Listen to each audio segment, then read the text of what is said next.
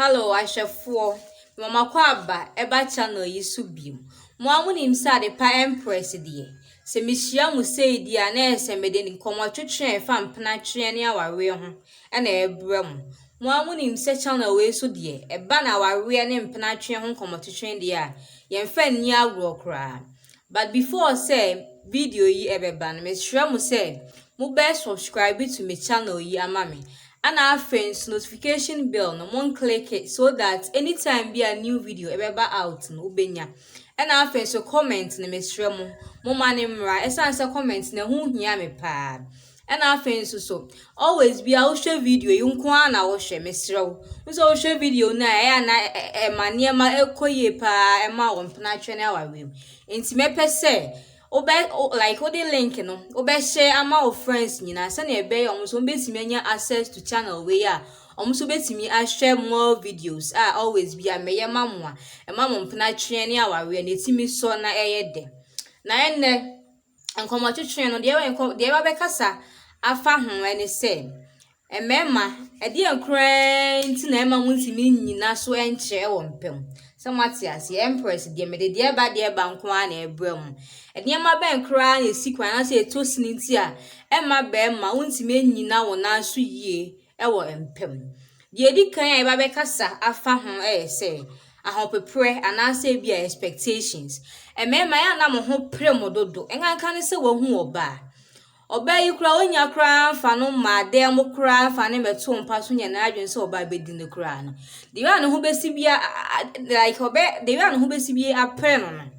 as if size or banner or the neighbor or by bidding bear 10 rounds and I say be beside. Miss Sherman home premo because I didn't show with him so obey maybe by bedino. So what's I say? And see about some prepare now who they were whom besibi a prepare one. Eba so ba no nya no na de beto mpam kura untimi nkwa kese wakwa ba akopɛ no so kura ntimi nyina so nche kojo to na ese 1 minute pe na ho aba but eni kwan se eba sa nti a mususuma mo ho mprem samati ase mu hu oba mususuma mo ho mprem because ade na we den aye wa odia nti de nti na opepere wo ho ase de ade bi ohakwa akwa na wadi eni kwan se eba sa kosa ho pepere no ema eba sa untimi en last longer so what I say the atosu bi ma ebe kasa afa ho ya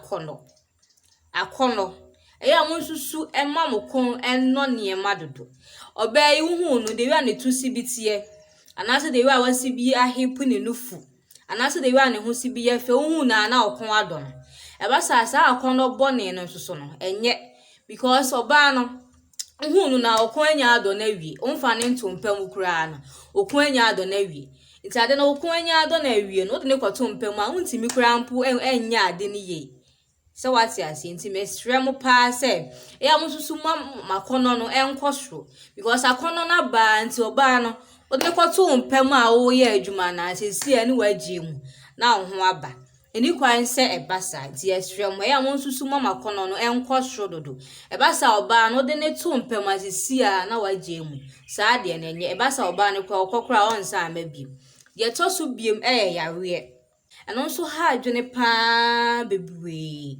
enamu enyarewa that sexually transmitted infections no eno so ha adwene eno so yare like bema anase mema no dodo na enya ema omuntimi enyina so enche ewo empem nti yesrɛ mo pa chopi edie ni de obedi nanso no abɔ ho ban se na ebe ya onkote yare because unya yare na eno so entimi ema untimi enyina so enche ewo empem nti yesrɛ mo de toso bie nso so nnuane bi wo ho no ma yedi a emmoa yen yapomuden kra especially emema no ebasa onu oba akohia mu sisi na wagye mu so wati ase sanso de ebasa hard no ba no okwa onsa amabiem because of say udi no wentimi anche under 1 minute pa na wagye mu yesrɛ mo iso pesa o hwɛ mo videos a ye woni pa bebuwe e de mamo especially onsa maboso say wonnuane bi wo ho no ma udi a entimi ma won last longer so wati ase enti de mesrɛ o pa ne so beki ubema o comment no aba na afen so obe subscribe to this channel no e dey ama me because of say my next video na me dey beba na ene dey me share mo niema bia ni so a wankasa se unye oba na se udi na obesimi achi na so acheye ana afa ma ne so menyi mu mai me wo secrets bi pa wo ho no ma me dey bema mo na so mo dey akwa face emema no ti me sure mo say mo keep comments mo ma ne mra na afa nso so mobile subscribe to channel we e dey ama me. I love you guys. Bye bye.